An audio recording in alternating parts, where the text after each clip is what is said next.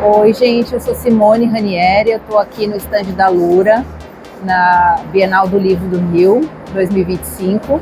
E eu estou aqui com esse livro meu, A Princesa do Tudo e Nada, que conta a história de uma princesa que está fugindo do tempo. E ela é obrigada a enfrentar muitas dificuldades aí no meio do caminho. E o ponto mais importante da história é um sapato que ela usa que não é dela, é da mãe dela. Então todo esse percurso, esse caminho dessa princesa, carregando o sapato da mãe, mas procurando o seu próprio caminho. Eu sou de Piracicaba, interior de São Paulo, e vim aqui especialmente para a Bienal. Então, eu tenho alguns contos escritos que são adultos, né? E esse conto especificamente, que é infanto-juvenil, ele surgiu, eu estava fazendo um curso, me formando como arte-terapeuta, e uma das ferramentas da arte-terapia são contos de fada. Então, nós fomos provocados a escrever um conto de fada.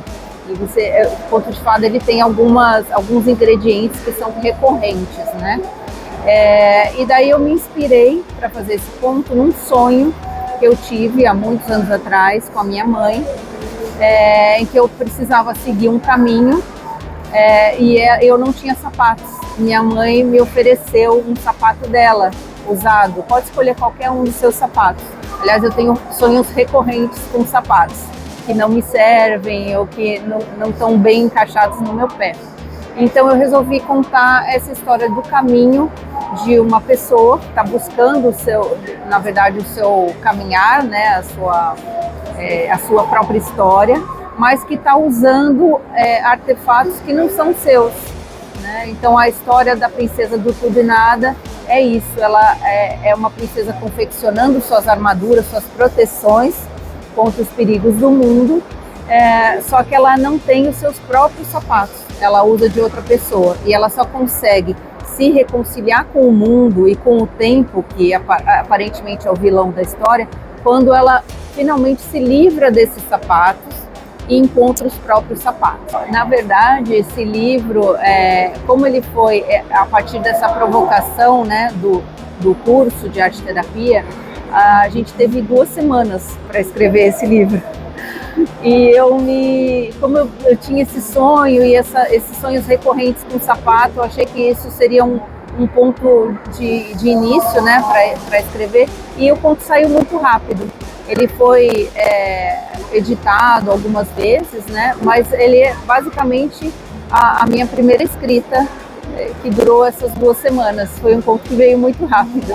Esse aqui é o livro, A Princesa do Tudo e Nada. Eu quero chamar a atenção para a ilustradora, a Ananda Ferreira, maravilhosa.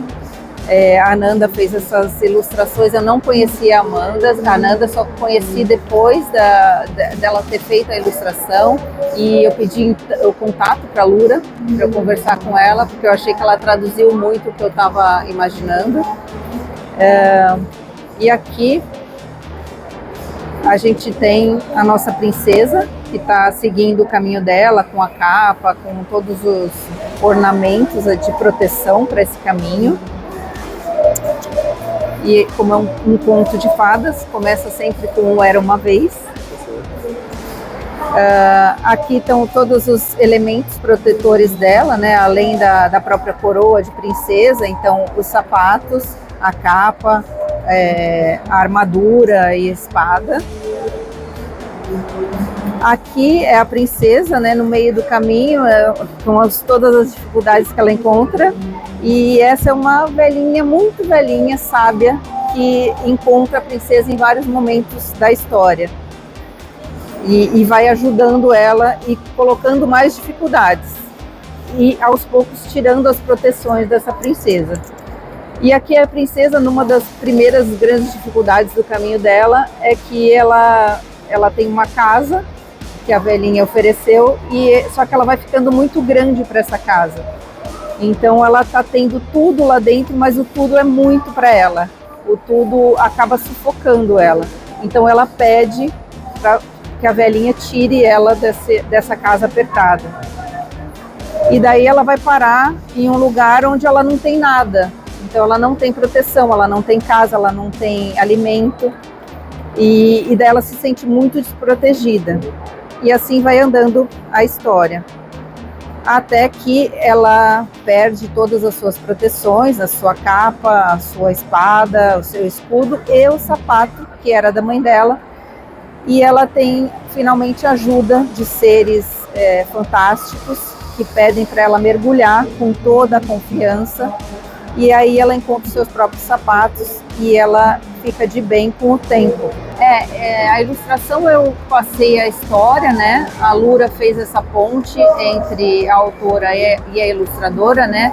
Eu tive algumas opções de escolha de ilustração e, na verdade, conversei muito pouco com a ilustradora. Ela captou muito a ideia do livro e eu gostei tanto da ilustração que depois eu pedi para conhecer a ilustradora e foi muito bacana, assim, a gente manteve conversas, mas ela captou muito rapidamente a ideia do livro.